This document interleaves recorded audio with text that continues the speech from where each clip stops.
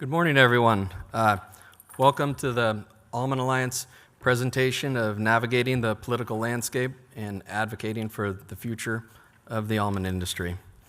The Almond Alliance is the leading authority for American almond farmers and the industry at the state, national, and global levels. The organization champions policy, initiatives, provides membership resources, and supports growth, innovation, and success of the almond community. The key priorities of the Almond Alliance are trade and transportation, enhancing global market access, pollinator protection, advocating for balanced and effective strategies, water management, supporting sustainable agricultural practices, food and national programs, promoting almond-based products and federal initiatives, fumigation and pesticides, ensuring sustainable agricultural practices, and regenerative agriculture, invasive species management as well.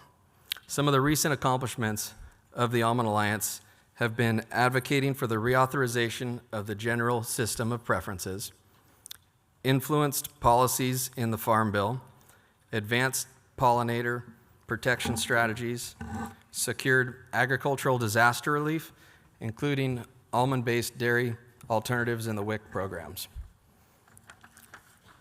Membership benefits are representation in policy, politics, and regulatory matters, access to resources for compliance, legal services, and training, networking opportunity at industry events, and advocacy to address the industry-specific challenges. The Almond Alliance is a unique organization because our goal is to advocate for the benefit of the industry on the political level. The difference between us and the Almond Board can educate, but they can't advocate and influence policy, whereas the Almond Alliance can. And that's our goal, and that's why membership in the Almond Alliance is crucial to our industry, and we really need to continue to grow our membership, considering that almonds are the largest acreage crop in California and one of the highest value crops. We also have a political action committee at the Almond Alliance, and the level of participation we have there really needs to be ratcheted up. In comparison to other industries, on a per acre basis, we're just not hitting what other industries are. Just for an example, rice has around 400,000 acres in the state, and their PAC is over 1.5 million. Our industry has 1.5 million acres in the state, and our PAC's around more like $120,000. So we really need to ratchet that up. We really need people to step up and stick up for this crop. It's an important crop. 80% of the world's supply is grown here in California, as you all know, and we need to protect that. We need to continue to grow a quality, high-protein crop for the world. And if you're not advocating for the industry, then it's going to be really tough to survive into the future. So that's just a few points on the Almond or Almond Alliance, depending on which part of the state you're from. So we're going to jump into the group discussion here. I'm going to introduce our panelists. We have Senator Ana Caballero, Assembly Majority Leader Cecilia Aguilar Curry, Assembly Member Juan Alanis, and Assembly Member Heath Flora. Thank you for joining us today. Really appreciate you guys taking the time out of your busy days to come here and talk with us about the issues and concerns we have as an industry. So we're going to go ahead and jump into the conversation here and see what we could learn from you guys. So California water is where we'll start out. And what legislative actions do you believe are essential to address the ongoing challenges of water availability and ensure that California agriculture, especially perennial crops like almonds, have access to reliable water resources? Senator Caballero, would you like to start us out?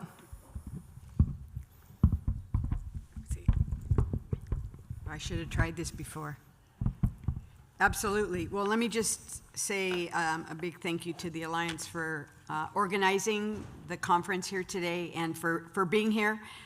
Advocacy in agriculture is really critically important. And so you have some of the best advocates here But there are many, many more of us that have no clue. They don't know where their fruits and vegetables and nuts come from. And the more that we can educate them, the better off we'll all be. So water, obviously, I don't need to tell you, is the lifeblood of agriculture. It's also the lifeblood of our state as well. We use it in a number of different ways. But the real challenge is that we don't have enough storage. We don't have water infrastructure that we need. We have inequities as to where water goes and how it's delivered. And one of the issues that I've been championing is a water plan that takes a look at all our water resources to determine where would we put money to build infrastructure, where would we put the money to build storage or capacity to take recycled water and reuse it, and do it a little bit differently, recognizing that some of the ways that water has been utilized is not fair.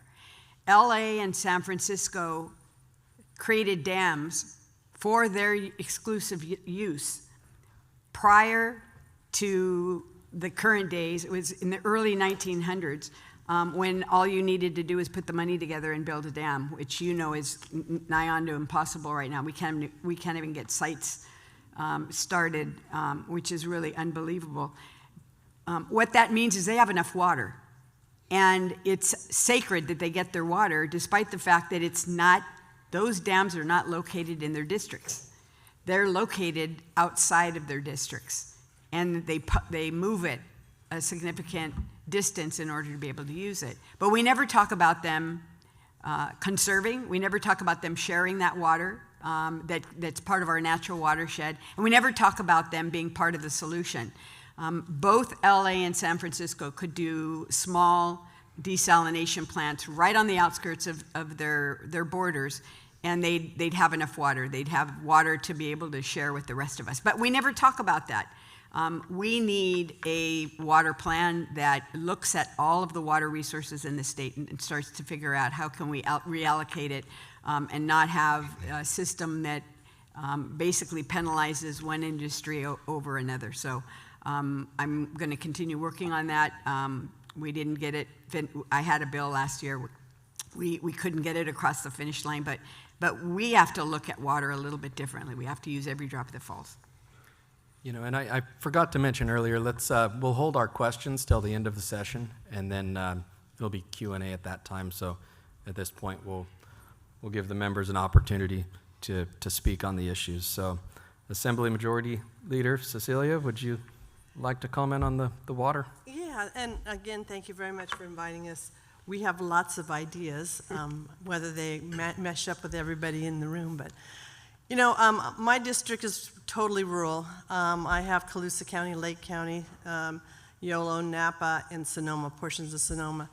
And water every year is the biggest question when we go to in front of people like yourselves or go to the wine industry or whatever. It's a big issue. But the number one thing that I've been working on since I walked in that building was, first of all, was Clear Lake. Why isn't it clear? How can we make it clear? So we've invested a lot of money working with UC Davis to make sure we have water. A lot of that water, people don't realize, comes down into Yolo County, and it feeds into our district. So keeping Clear Lake clear is one of my big works. I'm very proud of what we've done up there, changing economic development. The other one is obviously sites. As you know, it's been around for about 50 years, I was told yesterday at a conference we were at. And it's frustrating that it's taken this long.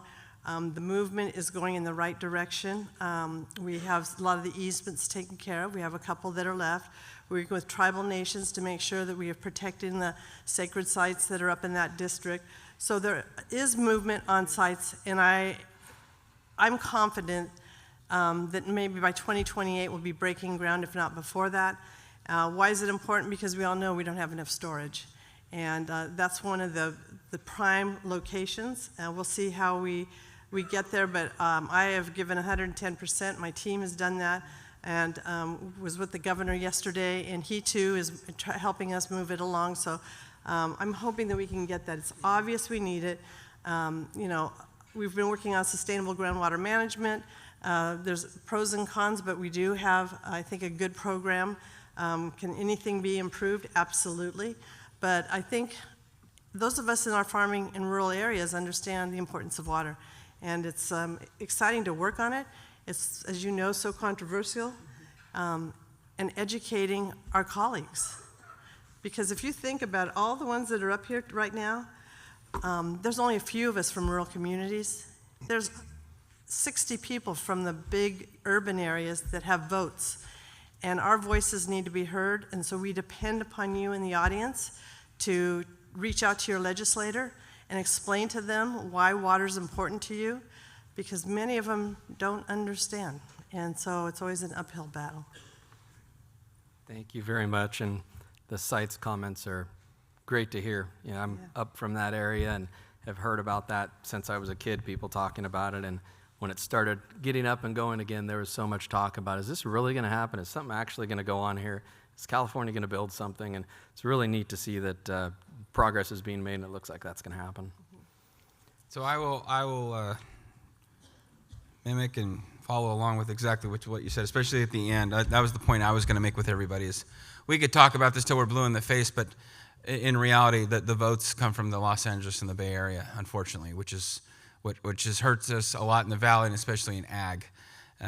We all understand that we need water, but a lot of these other people that live in these cities, they don't have a clue what they need. And I was on a tour last year where we were visiting sites down in Southern California, and one of the sites that we visited was a water recycling plant that they were very proud of, that they spent millions and millions of dollars on, that they got funding from most of us in the valley, to fund for them to have a recycling center on top of the water that they were also getting that we were talking about earlier. I asked the question. I was one of the only Northern California legislators in this group, and so I got to be that person. And was sounding like, well, that's great. You got this recycling plant here. You're able to use all this water for Los Angeles, and what about the water that you're bringing in from Northern California through the State Water Project? And they're like, oh, we still need that too. I'm like, so it's not fair. Yes, to the points that were made earlier, that they have the votes, unfortunately, and they get to keep it that way. And so I don't know if something from the governor needs to happen, or maybe we just need to take a stronger stand. But I think even maybe like a state of emergency needs to be declared sometimes to maybe get some of these projects that the voters of California have already said they want and we have not done at all need to happen. We've done it for other things, and I don't see why we can't do it for dams. And obviously our population has tripled since our last dam was made back in the 70s, and I think that's what needs to happen truly. And it's going to take some courage to bring that up, but I think it's what is going to need to happen. Thank you, Assembly Member. That sounds great. Heath, do you want to jump in with some comments on the water? Yeah, for sure. Listen, we all have a plan. We all know, honestly, what needs to be done with water, honestly. Those of us from the ag community could fix this tomorrow. But until we deal with CEQA, until we actually allow projects to be built in the state of California, none of this is going to happen. The senator talked about desal. Coastal Commission pretty much kills every single one of those projects that's ever been put on the table. Environmental justice groups kill every building project in the state of California or lock it up for decades in court. So until we have the courage to deal with CEQA, to deal with some of these major institutional issues that block our growth, we're going to be talking about this for another decade. I am encouraged, though, through Speaker Rivas and our colleague Buffy Wicks. He put together a select committee on permitting reform. And I'm super encouraged about that. We were actually in Berkeley last night talking about this with a group of property owners from the southern part of the state. There is a massive issues when it comes to just simply getting permits. And until we address that, we can have all the plans in the world. It's never going to happen. It's just simply lip service. Those are great points, Assembly Member Flora. I appreciate that. Can I just make one real quick comment? Yeah. Heath is right. There's some regulatory things we have to deal with. We did pass a bill to streamline the process as well. And so at Sites Reservoir, we have already started the streamlining process, and we're seeing good things come of that. and I'm proud that we finally got something done on such a big infrastructure project that we needed. But streamlining is key, is so we can move these projects along. Thanks for reminding me. It's great to hear those changes are being made. Okay, well, let's jump on over to our next subject here, which will be fumigation and pesticides, which are a pretty important issue for agriculture in general and many other industries. In light of the ongoing legislative process, proposals to tighten or restrict fumigant and pesticide use, how can the agricultural industry better support and empower lawmakers to advocate effectively against these changes while still addressing the dual priorities of crop protection and environmental sustainability? Is there anybody that wants to jump in on that, or I can call you guys out? I could throw some 2 cents on All it. right. So sitting on the Ag Committee, I get to hear people coming in and testifying about how all of you in this room don't take care of your land, that you don't care about it, you poison it. But they don't understand that this is land that most likely came from family, and you want to make sure that it's for your family for generations and generations to come. So no, why would you poison your land? Why would you ruin your crops? But there are voices up here in Sacramento that will get the ears of other legislators up here that will say, no, this is truth, don't listen to them. And that's the nasty part that I get to see coming from, I retired as a law enforcement officer, so this is all new to me, and for me to see this now in the legislative side is just mind-boggling of listening to these people tell these lies. I think one of the big things that need to happen when there are these groups that are proposing that we take these pesticides off the market is you have a solution for it to follow with it immediately, not years down the road to develop it and stuff like that. I think that's something that needs to be put in place also through law, through policy, however it needs to be done, to where, yeah, okay, you want this out, it did bad for this reason because you said this, but you need to have a solution. It's just like when you, managers, supervisors, you have somebody come in with a problem, well, I want a solution to come with that problem also. I don't just want to keep hearing bad stuff. So I think that's one thing that we can do as far as fixing.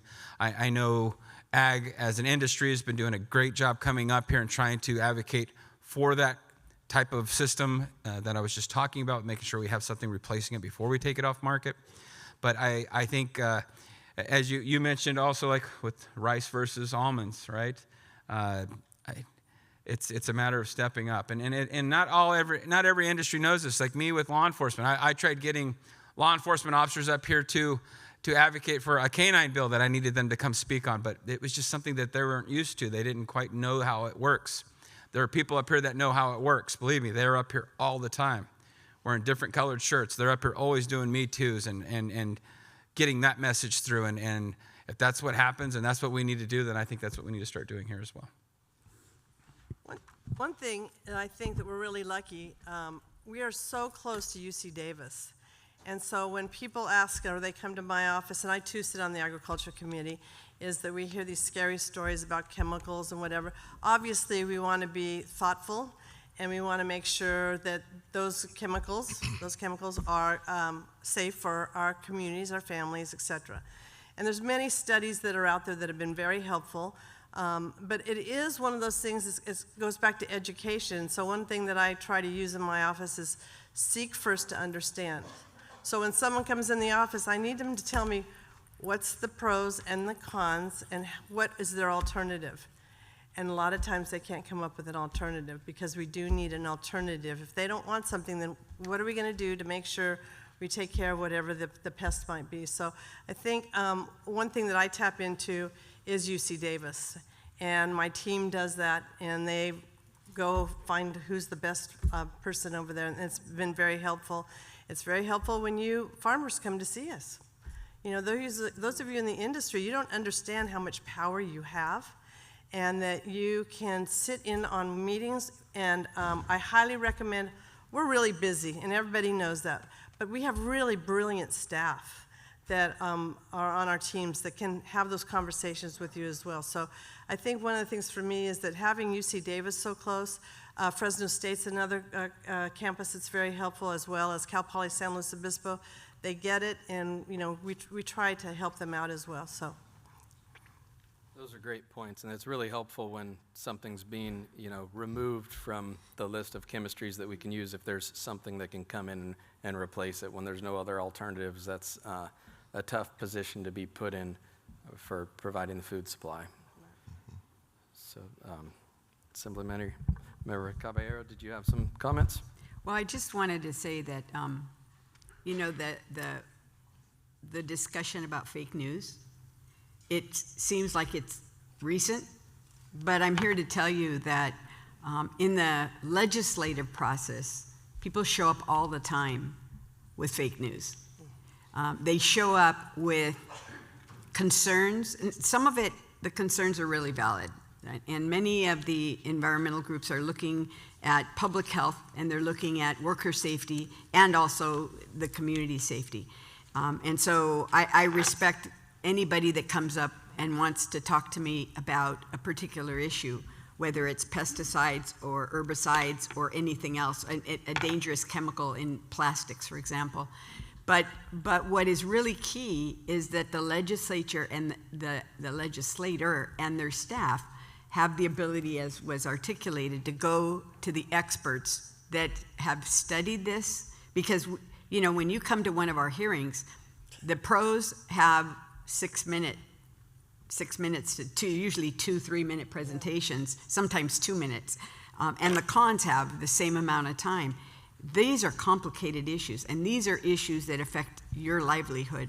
And so it's really important that we get good scientific data, and that data is what is used to make the decision rather than one of these, or just listening to the naysayers. It's really critically important that you be engaged in the process, because it really, it's weighty.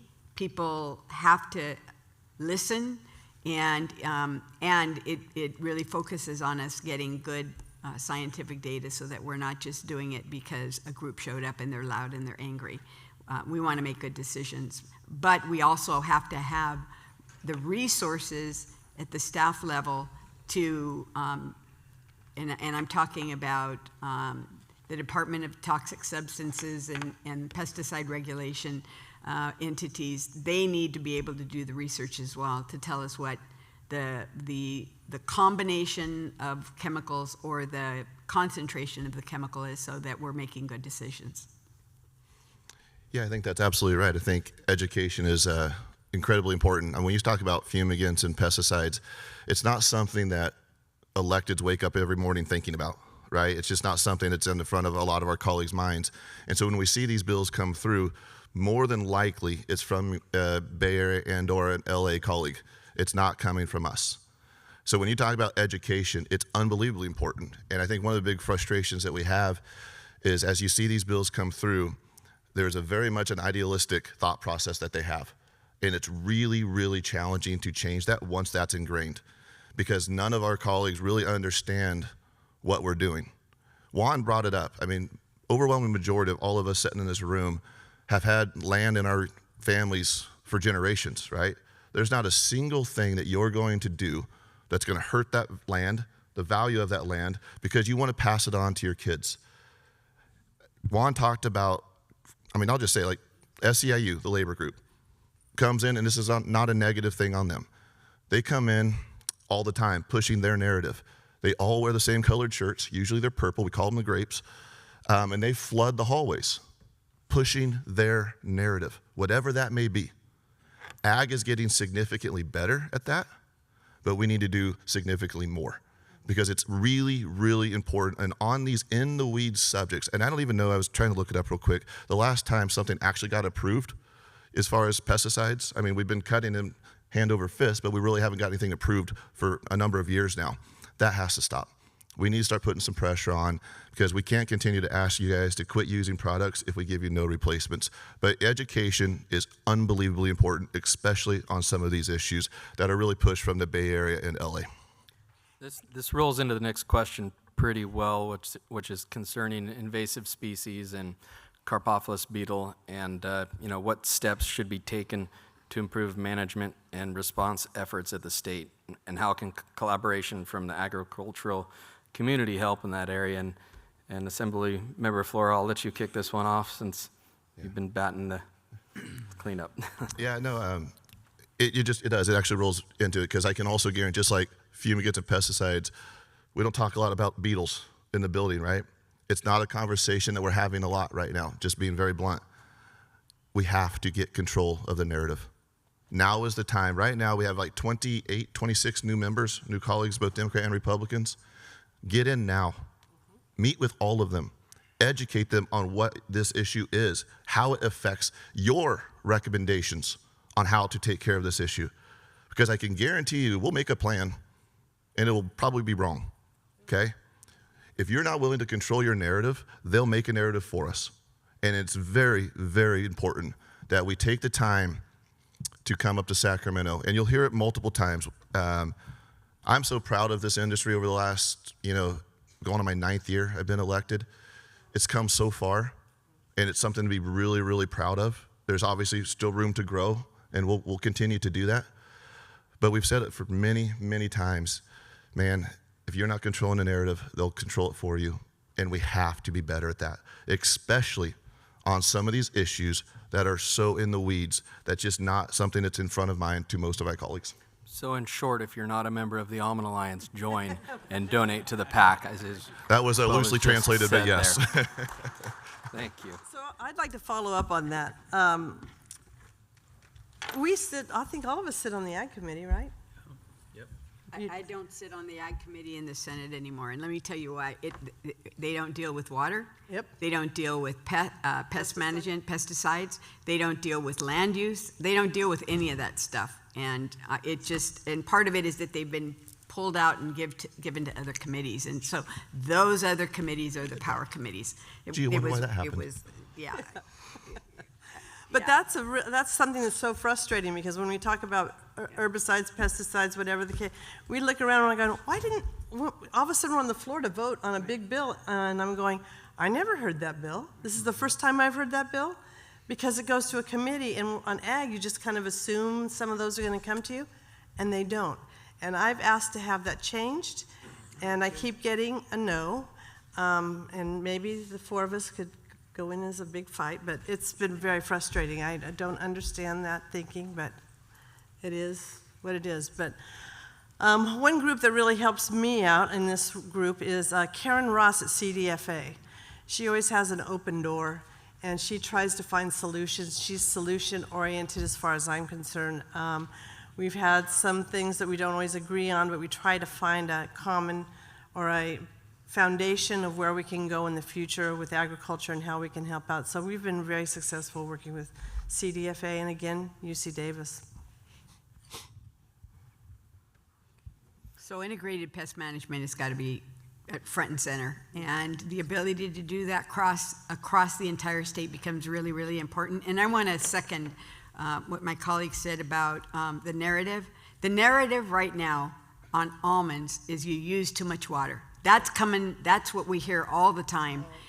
Too much acreage, too much water, and you can fight among yourself as to how many acres should be planted and whether there should be less, because then your almonds are worth more.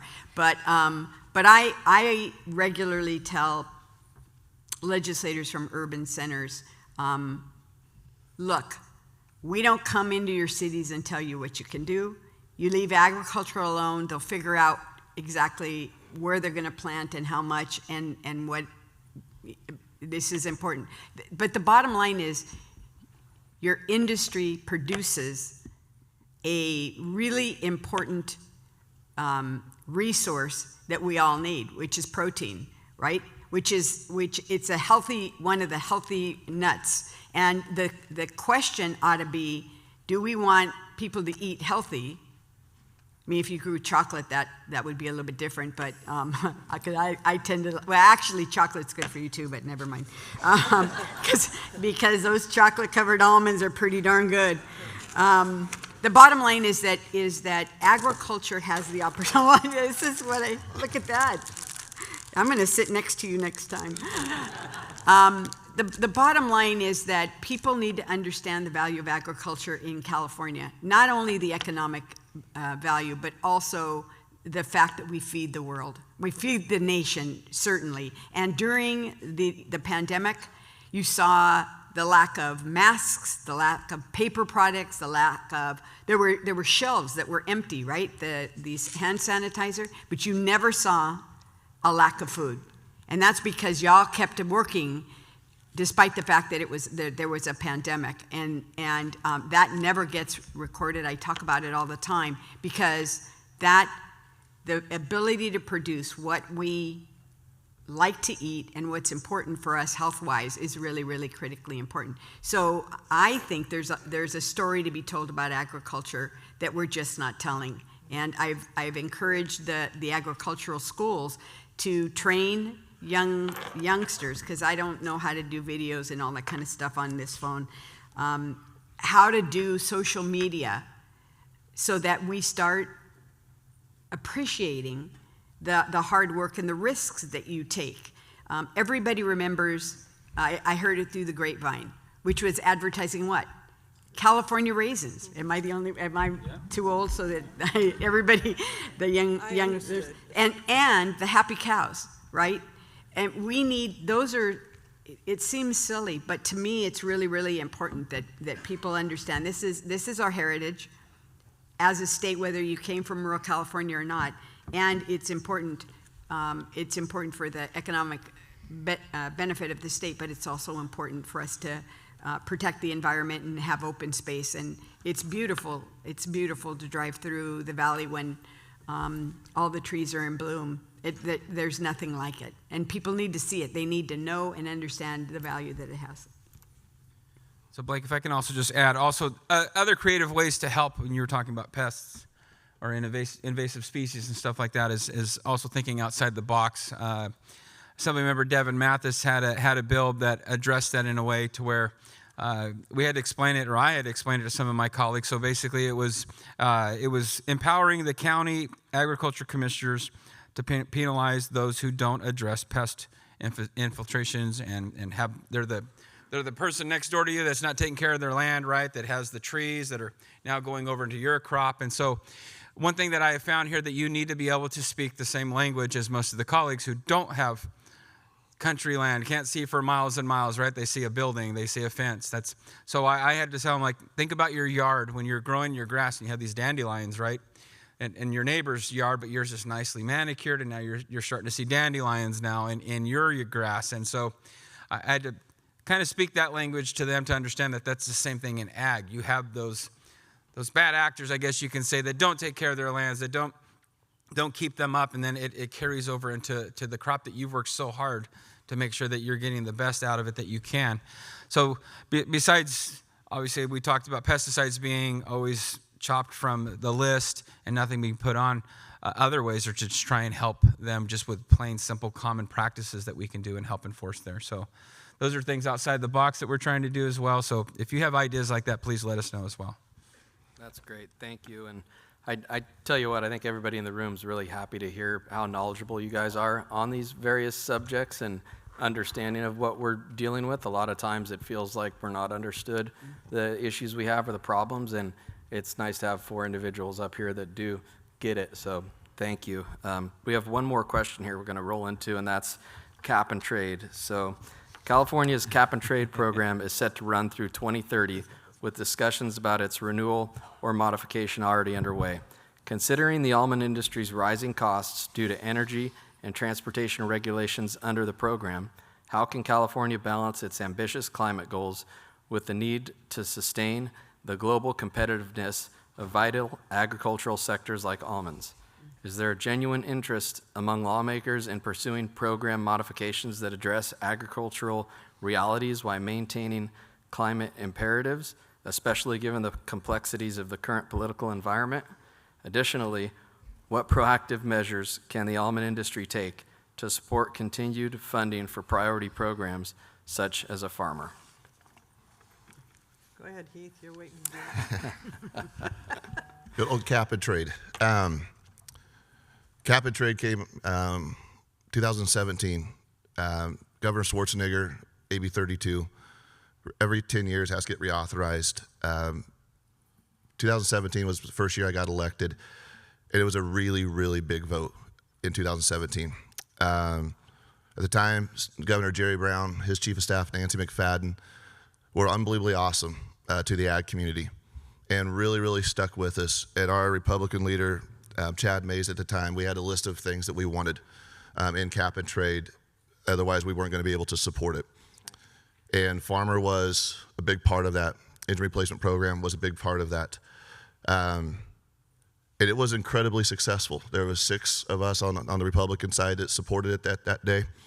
Got the snot kicked out of us from our party down south, more in the southern part, San Diego area, not to mention any names. But ultimately, it was the right thing to do because it was going to be command and control, or it was going to be a cap and trade free market system. The issue that we have right now, leading up into this year, farmer has been very successful. We've meet their resources board goals 2 years ahead of schedule. Every project that is working, we tend to cut funding in because it's not a bike lane, it's not an EV charging station, and it's really, really frustrating. I am unbelievably concerned about the renewal of cap and trade this year, and I am excited that our colleagues are really starting to think about it, and they're wanting to engage us early and often currently, and we'll be very much engaged in that. But I do not believe, and this is not from my elected colleagues, so this is not a shot at anybody at this table, but we do not have an adult in the room right now in the administration. We do not have a Nancy McFadden and or a Jerry Brown. We do not have somebody like them that will really stick up for ag, and that worries me.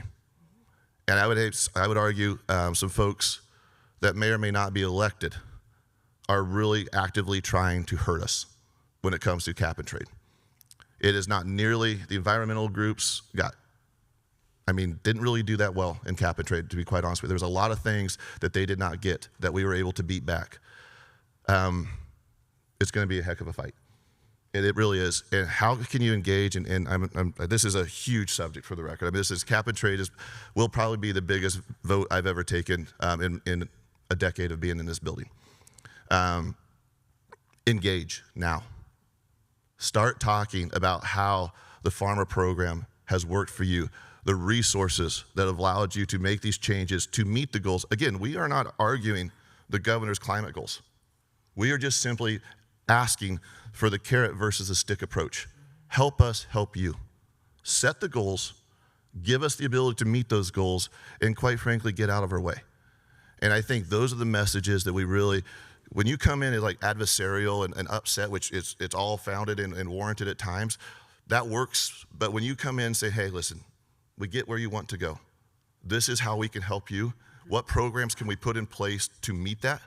I think is a very, very good approach, especially on an issue that we're going up against some really, really powerful NGOs, the environmental justice community, and quite frankly, and I hope I'm wrong, I just don't quite have enough faith in this current administration like I did with Governor Brown and Nancy McFadden.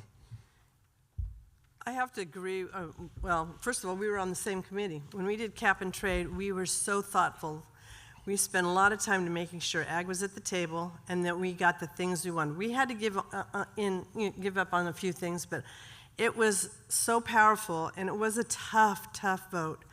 But the thing that I felt good about is what we should be doing more often is sitting at the table and having these conversations. So at our table was attorneys, labor, environmentalists, EJ groups, the farmers. We had everyone, and we would rotate them through each week. We'd have a lunch, have a topic, have a lunch, and it was, I thought we did really good policy, and I was really proud of it. And I know many of your colleagues took some hard hits on it as well as mine, but I think it was good policy. I really want to do that again. I want to, keep that going, that momentum that we had, and we don't lose that. But it was never more powerful. It was Governor Brown, we knew we were short a couple of votes. And so we called his office. I called his office, and I'm a friend of his, and I said, Governor, do you mind if I bring in a few people to have a conversation before the big vote? And he goes, yeah. So, of course, he was always welcoming all the time. And so I had 4 Democrats on one side of the table and 4 Republicans on the other side of the table, and he walks in and goes, whoa, who are those 2? I go, those are your last 4 votes right there. And the Republican, he just turned his back on the Democrats and just talked about how are we going to help farmers, how are we going to make this successful. And I thought that was a powerful time that we spent with him. And then to go to the floor and get that across, it still gives me chills. That was a tough one, but we did it right? Yeah. And we got to do it again. So I really appreciate the assembly member setting the stage, because I was there as well. I had just left Governor Brown's administration to come back to the legislature because I thought there was work that needed to happen. I want to second everything that's been said. It is critically important that agriculture, and I mean everybody, get together and push in a united front for the programs that have been successful. And the farmer program is one of them, but the dairy digester program has been phenomenal. And the environmental justice community has worked really hard to malign, I really, can't say it any other way, malign the dairy industry by arguing that because the dairy digesters capture methane, which then has a value.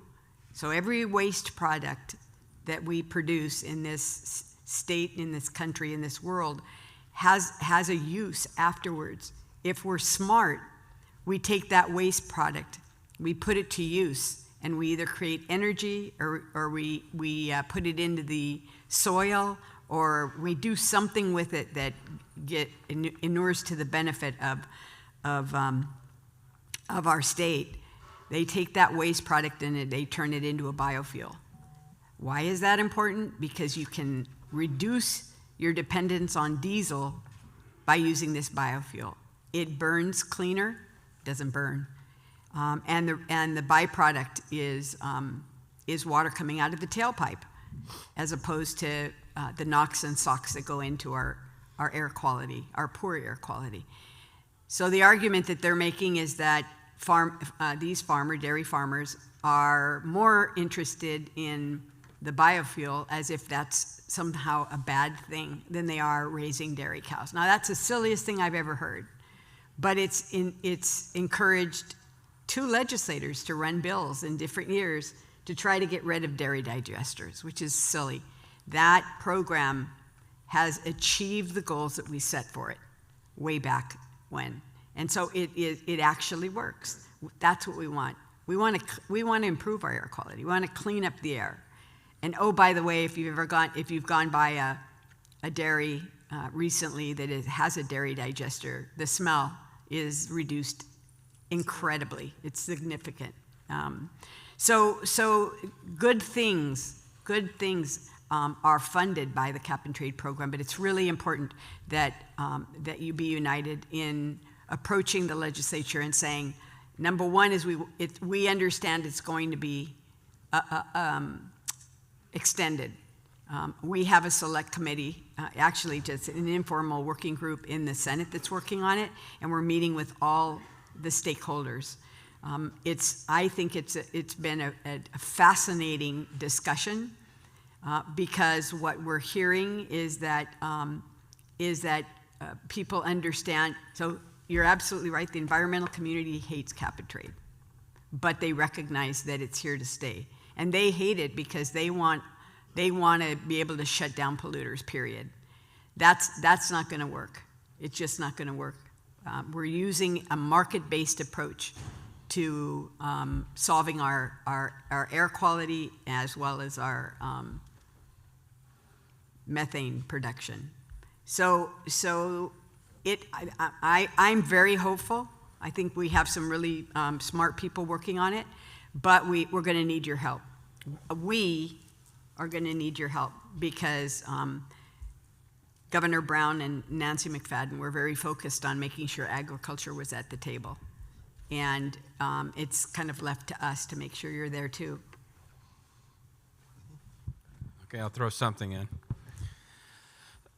So I know we've been asking you guys this whole time with helping you guys, but I think also on our end as well, we need to start holding others, unelected boards, accountable. We need to hold them to the fire. We need to start bringing them in and start questioning them and ask them why they do things the way they do, because I don't see that happening as much as it should be at all. Again, this is my second term up here, and so I'm just now getting used to this, but I think that's something that I'm asking all of you to do your part, and I think we also need to do our part as well, where we are bringing them in and saying, why are you doing this? This doesn't make sense. I've seen things, we're talking about environmental justice.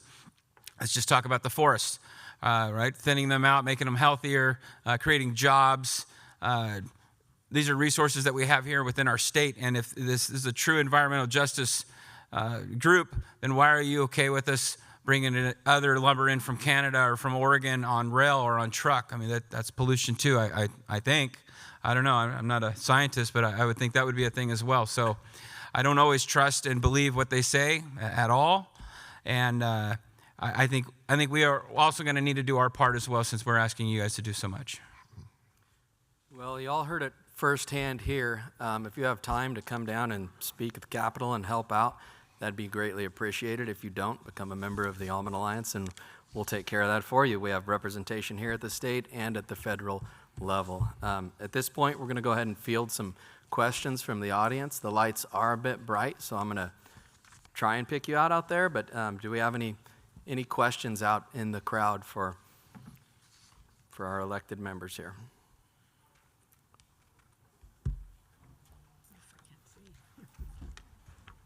Oh. Michelle, go ahead. I don't know if we have a microphone out there or not. Okay.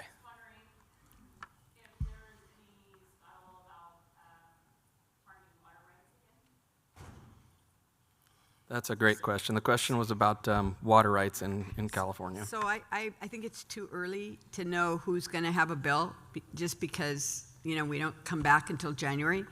But my analysis is we'll see water rights come back every year from now on. And it's one of the reasons that I was so focused on a water plan. It's that before we start messing with any water rights, you got to know, where is the water? Where is it going to? The fact that San Francisco gets their water from Hetch Hetchy, which is not even in their area, right? That water could be utilized in the valley, because it's more related to the watershed that comes through the valley, and yet it goes to San Francisco. And I pick on them because, one is because I like to pick on them, right? They are easy, but also because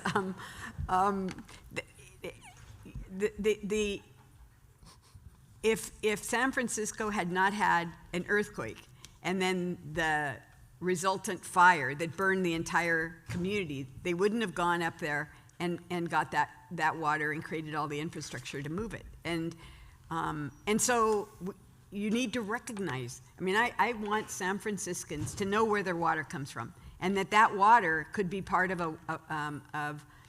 it could be part of the dam system that provides water in your region, right? In Modesto and Turlock and further south, but it doesn't. And so before San Franciscan legislators jump on, they have no clue where their water comes from. And frankly, they don't care as long as they turn on the spigot and it comes out. I want a report to lay it all out, and then we start making decisions about where we spend bond money infrastructure the next time, so that we can make the system more flexible. So that when we had the big drought, 14 and 15, Governor Brown went around to every single water district to ask them to conserve, and his request was 25%, which is a lot. LA was at the point of refusing to conserve because they had dams. And can you imagine how much of a fight there would have been over the fact that everybody else has to give up 25% of their water or have to pay higher costs if you're overusing water, and LA doesn't have to. In the end, he went and talked to the board personally and changed their mind on that. But their attitude was, we have been paying for years for that infrastructure, so why should we have to conserve when we planned for it? Yeah, but it's not your water. It's just not your water. You've taken it from another part of the state. And so that's the anecdote to that. We should just start reorganizing water rights, because they predate the water rights. That's why they get their water the way they do. because they're the primary water rights holders as well. And it's fine. It's just we need to understand where the water goes and where it's coming from. And quite frankly, I was appalled that Calusa was having to do some restrictions on water when that's where the water comes from. It's like, come on, really? And that's where rice comes from. And that's where rice comes from. Hello. And that rice that's being produced now also helps us to produce fingerlings, salmon fingerlings, that are really important to the environment. It's going to bring back some of the salmon runs in a major part of the state. Why would we hurt it? Flyway. That's exactly right. Why would we damage that? Yeah, an 18% allocation in what should be a 75% allocation is pretty tough to survive on. tough. Never seen the valley that dry and dusty. It was rough, for sure. But many in this room are familiar with that. Did we have any other questions out there? I have one on my own if there's no others. I was curious, as a group here, what is the most, you guys are all very knowledgeable in the agricultural sector and what our issues are, and we appreciate that greatly. What's the most effective strategy we could use to educate these new members that are coming in? Would it be tours or visiting their offices, sending letters? Do you guys have any recommendations there for us as an industry? I think the tours are important. Tours. Yep. I think tours are really If they important. could see it, smell it, all those things that we were talking about, going by dairy and not have to smell it. In my area, that's usually they say that's the smell of money, but yeah, if they can actually see it, but the hardest part is getting them to get it on that schedule. That's the hardest thing. I've been on some tours where maybe 15 members were scheduled to be there, and only like 8 of us were there. So it's getting them to get that as a priority, and I think the big buy-in is making sure that their staff has that buy-in to show how important that is. But that's going to be a struggle. The closer to Sacramento, the better the tours are, because you'll get more participation. I mean, as many of them have to go home, they want to get home to their families or whatever, but the tours are a hoot. I mean, for me, I get the biggest kick out of them, because I put 6 women on a tomato harvester, and they come and I tell them, wear boots, wear this, and they come in with high-heeled boots to go on the dang tomato harvester, and we just took them down one lane, and they're like going, oh man, that makes me so dizzy. I don't know how they do this. Hello. And then we followed the tomatoes into the processor in Woodland, and they watched it all the way out till they came to the cans and how they were date stamped on the bottom. And to this day, they still remember that. They vote on ag bills because they trust me. I mean, they will come to you when they trust you. They'll say, well, what are you going to do, Heath? What are you going to do, Juan? What are you going to do, on it? And you tell them, and then they go, okay, I'll go with you. Sometimes that's the way you got to do it. But the tours are a hoot. Yeah, they're really important. And part of it is because their idea of rural California is I-5. Yeah. That's it. We had a assembly member go to Fresno the other day, and he said, I've never been to Fresno before in my life. And it's like, are you kidding me?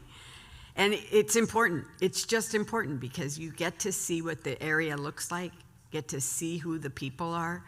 And you're absolutely right. So we're trying to arrange some tours here in the region, because it's a lot easier to get people to come.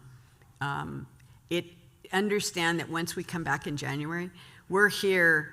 I come up on Sunday night because I like to hit the ground running. I don't want to be fighting traffic driving in the morning. But I come up on Sunday, and I don't leave until Thursday afternoon to go back to the district. I live in Merced, so it's a 2-hour drive, and by the time I get there, it's the end of the day. So I'm there Friday, Saturday, and I turn around and come back Sunday. So if you're going to ask people to do a tour and stay overnight, they're giving up a weekend of going home, usually. And they'll do it, but it's hard, as was stated by the assembly member. I've set up tours where it's 3 hours away, and one person shows up, and he shows up in a tie and penny loafers to walk out into the fields. Yeah, the shoes were destroyed. That's all there was to it. I think I really do think tours are really important. One of the champions that Cecilia and I, our former colleague Autumn Burke, who represented the area in LA, she was an absolute champion for us in cap and trade originally. And I think over the years, I think she did a little over 100 ag tours on various different things. And she became a champion for us. And so we have a girl from Inglewood becoming a champion for ag. And it's all because of ag tours. It's unbelievably important. And I know it's hard at times because, you know, for a long time, like, keep politicians off your land. Like, we don't want them on our property, right? But none of you have anything to hide anymore. Like, bring us out there. Show us what you're doing. Help us educate them, because I really do think ag tours, and Autumn is that perfect example, are really, really powerful. I could sit here and talk all day about this with you guys. It's quite interesting, and I think everyone really appreciates the conversation today and what you all do for us, fighting for agriculture. So if we can get a round of applause for our electeds here.